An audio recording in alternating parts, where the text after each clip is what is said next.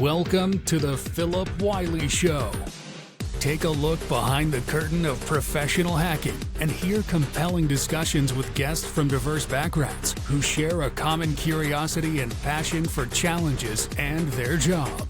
And now, here's your host, offensive security professional, educator, mentor, and author, Philip Wylie.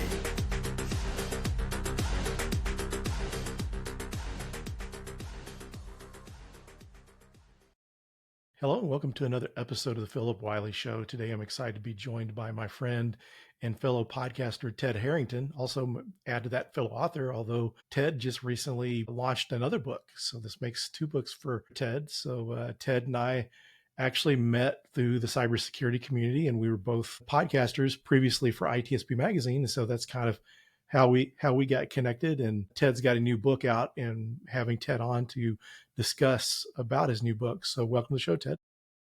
Thanks for having me. Good to hang out with you as always. Yeah, great to see you. And it was kind of fun to see the book out now, because I remember when it was in the works and chatted with you at RSA a couple years ago about the book.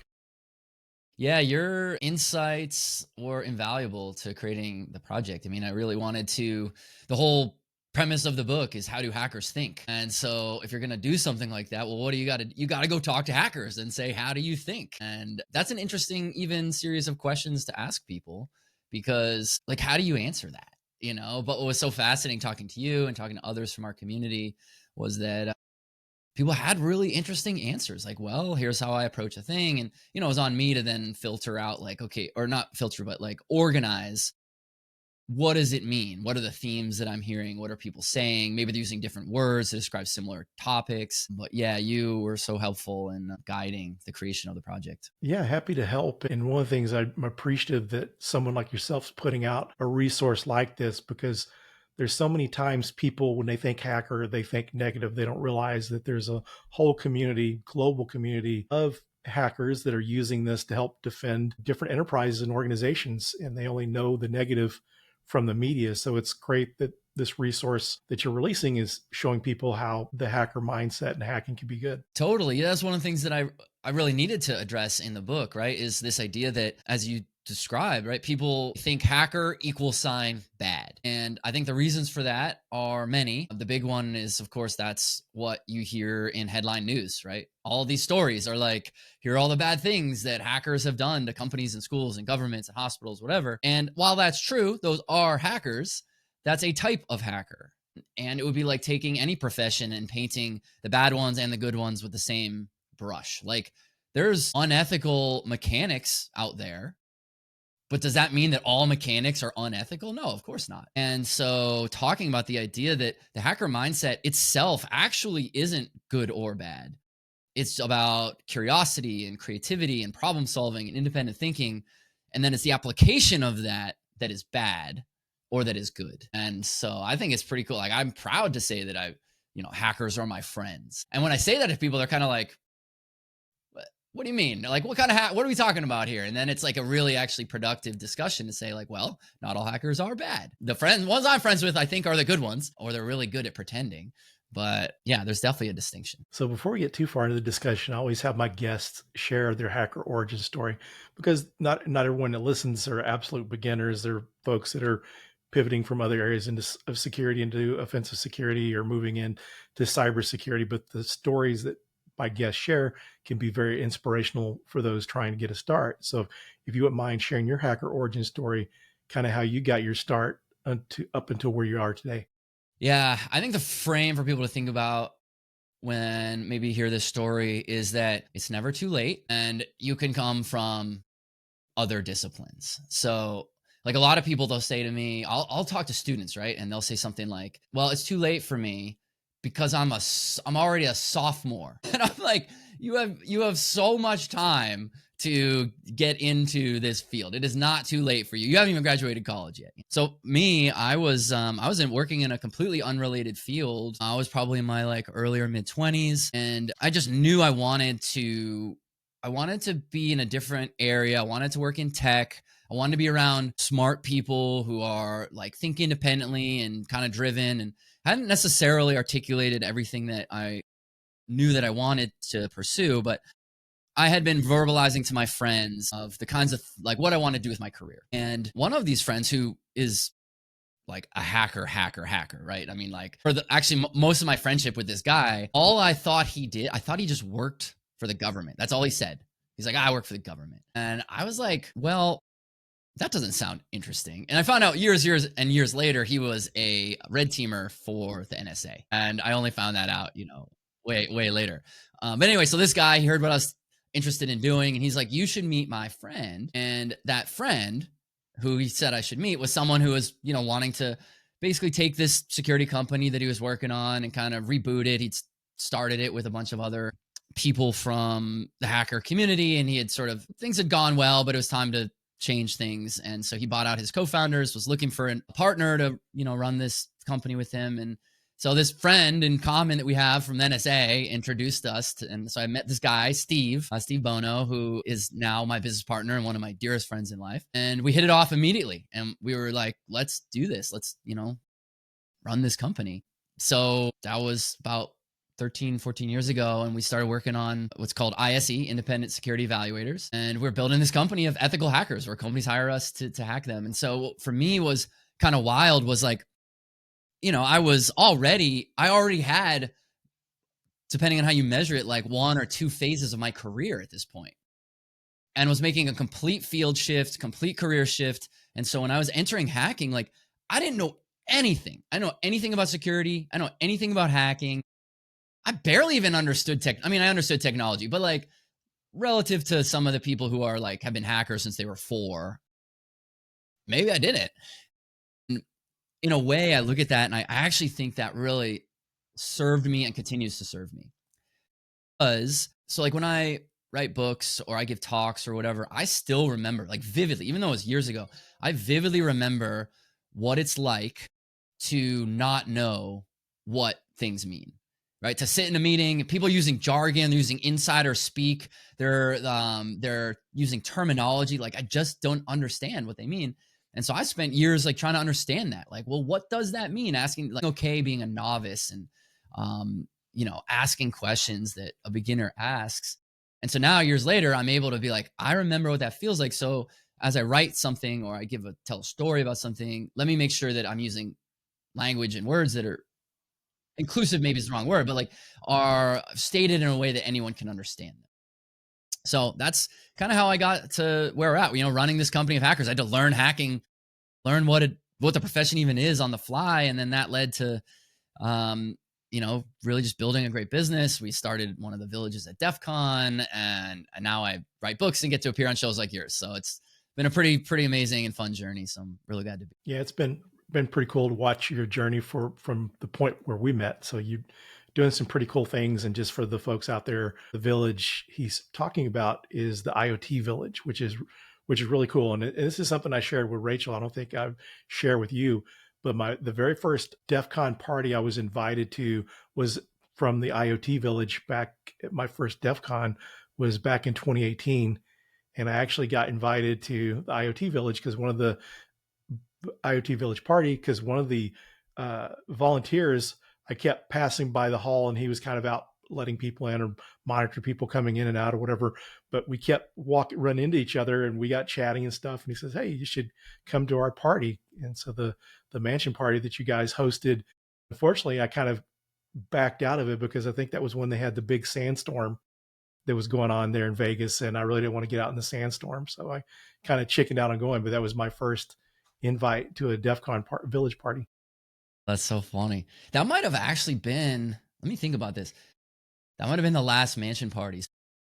Where those came from was, so we started IoT Village in like, we're at 10 years today.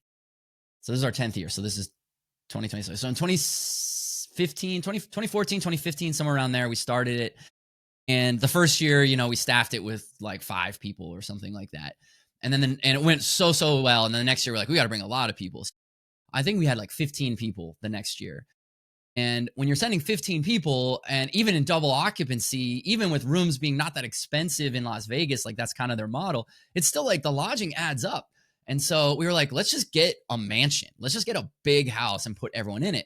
And so we did that. We found some like, 6-bedroom thing, and we had 15 people in there, some people sharing rooms. There was like a den, there was like I don't know. It worked for all these people. And it wound up also being like a fun social thing. Like, let's all hang out together under the same roof. But then we now had this mansion. And so we're like, should we throw a party? And so it was just like, it wasn't even really planned. I mean, we did plan it obviously, but it wasn't like, that wasn't the intention. When we booked it and we now had this space. And so then we went around and we were just like, let's have a party. And we started telling people word of mouth, like, just come over to our mansion. And that first year it was massive. The next year was even bigger. And then that 2018, I think, was probably the last year, because then it was getting so big. 2018 might have been the one where we had booked. It was so big we couldn't do it in the mansion we were staying anymore. That's what it was.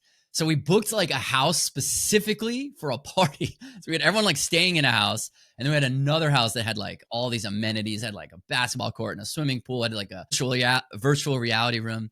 But at that party, the host, the Airbnb host or wherever we booked it from, was kind of a strange guy, and he wanted to attend the party, which we were like, we would rather not. But he showed up anyway, and he wanted to do magic tricks. So this like already kind of weird dude is walking around like doing unsolicited magic tricks for people. And, and then it was just like so many people. And now we were starting to have to get like permits. And so eventually we were like thinking about we might not do it again. And then COVID happened, and that sort of changed everything. So that might have been one of the last ones that you got invited to. Yeah, it's very cool. And it's interesting when you founded the IoT Village, because that was when IoT was getting really hot and being a known technology out there, because I was consulting for a company and they were really looking into getting, everyone IoT training to be able to pen test IoT and stuff. So that was kind of a good timing on when you launched that village. We discussed the book a little bit at first, but what really kind of gave you the idea to write this book? Well, my first book is called Hackable, and I wrote that to sort of share some of the insights that we learned from the front lines of ethical hacking about how to build better, more secure systems, and what are the misconceptions, and what do people get right, or what do companies get right, and what do companies get wrong. And a really amazing thing happened when that book came out, which was that I got selected to give a TED Talk. Actually, I got selected to give two. And here I was like, this had been a life goal of mine for forever. And now all of a sudden I get selected for two, and I had to turn one down. I'm in this like bizarre, like I'm saying no to a TED Talk, to one of it, because you only do one in a year. So anyway, so I got accepted to give this TED Talk. And the idea from the TED Talk, so TED Talks need to be universal. They need to be for a general audience. And the idea that I talked about was what we're talking about here, the hacker mindset. Like, that's universal. I think the idea of how can we think more independently? How can we use a new way of thinking to better achieve things, accomplish goals, whatever. So I gave this TED Talk about the hacker mindset. It's literally called Why You Need to Think Like a Hacker. And as the result of that, I give the talk. It was a really, really amazing moment. Just like chills standing on this red dot that I've been wanting to stand on for my whole life. Give this talk. I was really happy that my execution, the performance was actually without a flaw. I didn't like stutter or like mess any of it up. I just nailed it, everything I wanted to say. And then I get off the stage, and I had a pile of copies of Hackable there, which is not what I talked about. Hackable is, for security practitioners and CTOs and people like that. But one of the people who attended the talk came up to me in sort of breathless anticipation and was like, is this book right here what you just talked about? And I was like, sort of. It's the hacker mindset, but applied to security. And she sort of, I'll always remember this. She sort of like, you could see her shoulders slump a little bit. She kind of had this like crestfallen look. And she paused for a minute. She asked this question that changed everything. And she said, well, can you write that book? And I laughed, because that's like, writing a book is like not a small undertaking. But that question stayed with me. It really nagged me for weeks, and then became months. And all of a sudden I was like, maybe I think I need to write that book. Because I was thinking about people in my life who aren't in the hacker community. My parents, my siblings, almost all of my college friends, like people I socialized with outside the hacker community. Like, they can't really do a lot with Hackable because they're not close to security. And I started thinking about like, I want to do something for those people in my life. And it just clicked one day. I was like, this book has to be, I need to write it. And so I set out to write that book that could help everyone. It will help certainly security practitioners. It'll help hackers, it'll help security leaders, but it will help everyone, because the hacker mindset, it isn't about computers. It's about life.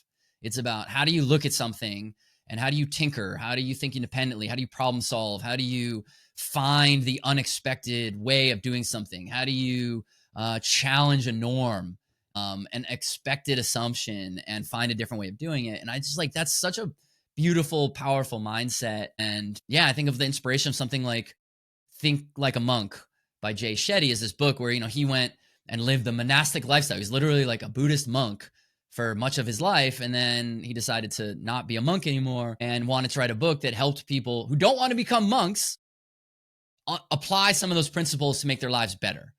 And I was thinking about that. I'm like, that's kind of the archetype we're doing here. I don't need people to become hackers to use the benefit of this book, but I want them to use the hacker mindset, and it will improve their lives. Yeah, it's really interesting, some of the comments you've made, and I can really get the feeling that you share the hacker mindset beyond what the stereotype of someone breaking in computers. It sounds like you've kind of embraced the origin of originally what hackers were. Hackers were tinkerers, people that made things, people that enhanced the capabilities of certain products and hardware and stuff beyond just what they were limited to. Absolutely. Yeah. I mean, when I went through this process of interviewing people, including yourself and others in our community, I was able to narrow down what the hacker mindset is to these 4 prevailing pillars. Now, there's probably more to it than just these 4, but everyone that I talk to, including all the people that I observe from our hacking community, everyone seems to have these 4 traits, and they are that hackers are curious, hackers are committed, meaning they're going to, invest the time, energy, resources to pursue what they're going to go after. Hackers are non-conforming, meaning they're going to think independently and challenge assumptions, all that good stuff. And then hackers are creative. And what I thought was really interesting when you look at those 4 C's, right? Curiosity, non-conformity, commitment, and creativity.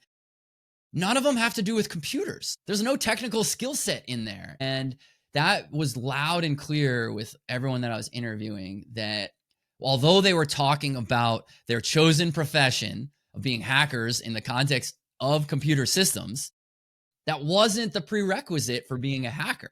That was the application of the hacker mindset. And when you think about that, that's really fascinating. So like, what does that tell us? That tells us we can apply it to other things, right?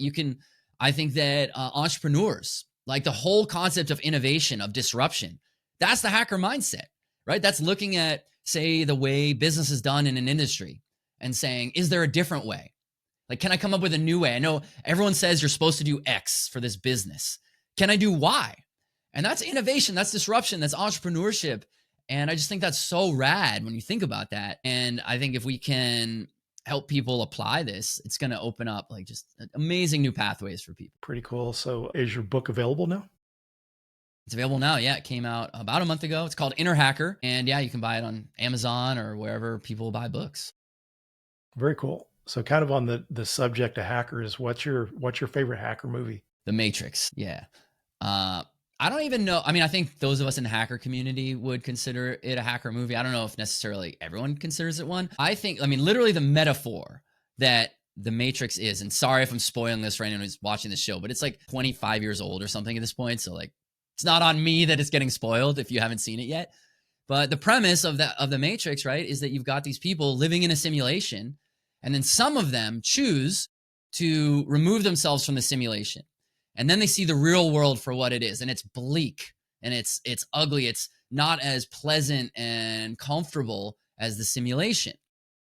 And it basically goes to this question of, do you want to know the reality of the world or live in a delusional state? And that's a reasonable question to ask. And certainly some people would say, I'd rather live in the delusional state because it's more comfortable. But those of us in the ethical hacking world, we would rather be unplugged from the Matrix because we want to look at something and we want to see like all the ways the system could fail. Like I can't help but walk into a grocery store or any store that sells like physical goods and say like, here's how someone would steal something. I'm not trying to steal it. I don't care to like, I'd rather just buy the thing and not be worried about like, defrauding someone. But I can't help but look at it and be like, oh, here's the blind spots where cameras aren't looking, or here's how by just carrying yourself a certain way, you might be able to walk out with something by wearing a vest, whatever it is that you might do, like just thinking about these scenarios. And I'm not like that grocery store isn't hiring me as a consultant to help them figure out how to like stop that. But that's the way the mind thinks. And I think those of us in the ethical hacking community, we're all unplugged from the matrix and we see the world for what it is. And so I just think that, the matrix is such a powerful discussion of the hacker ethos. Yeah, it's also kind of interesting too, because there's one of the scenes in the Matrix where they're actually using Nmap. Because I'm used to, there's a website, I don't know if it was an Nmap's website, showing some movies that Nmap was used in. And there was one of the scenes in the Matrix where one of the tools they were using was Nmap. Love it. Yeah. So one of the things I think would be a missed opportunity if we don't take advantage of it is one of the things you've done an awesome job with, aside from just killing it in your business and doing good in the industry, is your brand building. You've built a really great brand. And I think it would be great if you could share some of your advice for those starting out or people that don't have a personal brand. What are some steps they can do to build a brand to enhance their career? Yeah, I'm sort of answering this off the cuff right now because I wouldn't say this is like necessarily a coherent plan that I'm like, I have on the wall and like step one. But to me, I think the pillars are probably 3. I think they are authenticity, consistency, and I don't know what the single word would be for this, but the orientation to help someone. So what I mean by those 3 are when it comes to authenticity, you see a lot of people who create content who are on not just LinkedIn, where you and I are both pretty active, but like any, Instagram, whatever. And they're not authentic. They're up there and they're like presenting a vision of their whatever they're trying to portray. And I get that's what social media is. And I guess I don't have a judgment on that. But for me, it's always been like even when I read these articles about like, how can you be better at sharing ideas or content or whatever? And there's all these like formulas, like you should start with this type of sentence. You should use this structure, use these many words, whatever. And it's like, okay, fine. Like if the algorithm's optimized a certain way, then maybe we can work within that. But what I share is always going to be true to how I think and feel about something. And so the authenticity of just like looking at something, and that includes like making fun of stuff, making fun of myself, finding ridiculous. I love when I see out in the real world a metaphor for security, like a security fail, like I don't know, imagine like a fence hasp lock that has like the latch on one side, it goes to the lock, but then like it's not actually screwed into the wall, into the fence itself. And you're like, you see that kind of stuff all the time. You're like, that's ridiculous. Or you see a locking thing and the lock is in it, or the key's in the lock, or you see a keypad entry and there's like the code is written on the wall right next to it. And you're like, so being authentic about like trying to have my personality come through, share real beliefs, not try to have some like fake presentation of something. So authenticity is one, consistency is the other, which is sharing ideas constantly. So I'll post something every day. If you want to do something every day, that introduces some practical issues. How do you actually do that? And so that's a problem for different people solve in different ways. I've built systems. I've got people who help me with elements to like make sure that I stay true to that. But consistency is like, if you're trying to do it, you got to be consistent. And then the third is wanting to help people. Actually, if this is your priority, the other 2 I think will be very easy, because if the goal is to help other people, which is really significant, because a lot of people, they want to have a large following, or maybe like people who want to like become celebrities, like maybe want to be an actor. A lot of people want to be famous. They want to do these for self-serving reasons, right? They were like, I want to be famous because it's going to feel great for me, or I want to have a large following because I'm going to be known, or whatever. And those things, like, sure, maybe there's something that is nice feeling about that in some context, but the mission has to be to help people. And so like all the things that I post about I'll talk about questions that I receive. I'll post all the time about, someone asked me this question. I answered it to that person. Now I want to answer it to anyone who happens to be connected with me. Or here's an idea from a book that I wrote, or here's like something that tripped me up. And so by wanting to help people, you're going to have the kind of content that people care about. Because, I don't know, just think about yourself, right? Like you see a truck drive by and it says Pepsi on the side of it. And you're like, all right, I'm aware of Pepsi because Pepsi's been advertised to me my whole life. But I don't necessarily feel a connection to it just because there's a Pepsi logo. And then you see a truck drive by and there's like a Gatorade logo on it. And I forget what Gatorade's slogan of the day is right now, but Gatorade will often say, it'll have some slogan along the lines of like, to become a better you, or like, go faster or be stronger or something like that. Like Gatorade positions around performance. And you see that and you're like, oh, okay, that's someone who's trying to say what they're doing in the context of how what I care about. Because frankly, none of us care about a brand. No one cares about anyone else. Maybe that's a gross overstatement, but what we care about is ourselves. How can my life be better? How can I be kinder? How can I do whatever I'm trying to do, make more money, like whatever it is people are trying to do. And so for me, trying to help people, in my case, I think the people who are interested in what I might have to say is there are people who are trying to build better, more secure systems. They're trying to adopt a new way of thinking. They're trying to be independent thinkers. They're trying to understand security. And so help those people. And so if I do those three things, if I want to actually help people accomplish their goal, whatever that is, and then I'm consistent and authentic in the way that I try to help them, you do it over a long enough period of time and eventually it starts to work. I still feel like I'm like very small little fish you compared to other people who have like massive followings and, but building is the goal. That's awesome. But one of the things too to share with the listeners is when you mentioned some people just want to be really huge, or you may not think that your following is that big, but one of the things I always like to share is it's about the quality of the connections and stuff, because I see people that have over 100,000 LinkedIn followers, but the stuff what is the content they're sharing really useful? What are they sharing, and how are they helping others? And then back to that, trying to help people. There's some people with a huge following, but it's all, a lot of cases, as purely self-promotion and not so much to help people. So I think it's building a quality brand, and as what you've done. We're getting down towards the end of the episode. Is there anything you'd like to share that we didn't discuss? I think the only thing to maybe end on is just maybe the hacker mindset is one of optimism. Like, I think that one of the things that's really difficult about anytime we're talking about security is it's so doom and gloom. It's like, companies are getting hacked, schools are getting hacked. People know, everyone listening to this probably has a loved one or maybe even themselves who have been a victim of some sort of cyber attack in some capacity.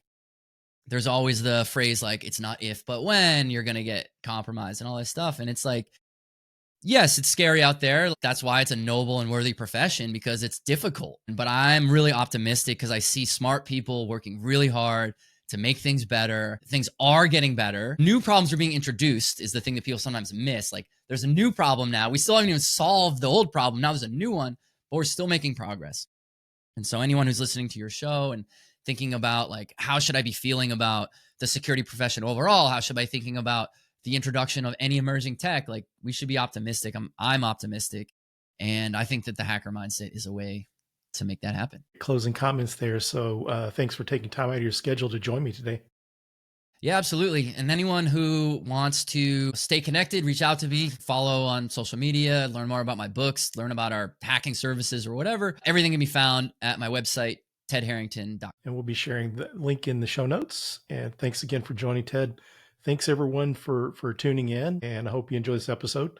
If you enjoy the episode, make sure to subscribe and share with your friends. One of the best things we can do is to share useful content with others, such as Ted's book. So thanks for listening, and till next time, take care. Thank you for listening to the Philip Wylie Show.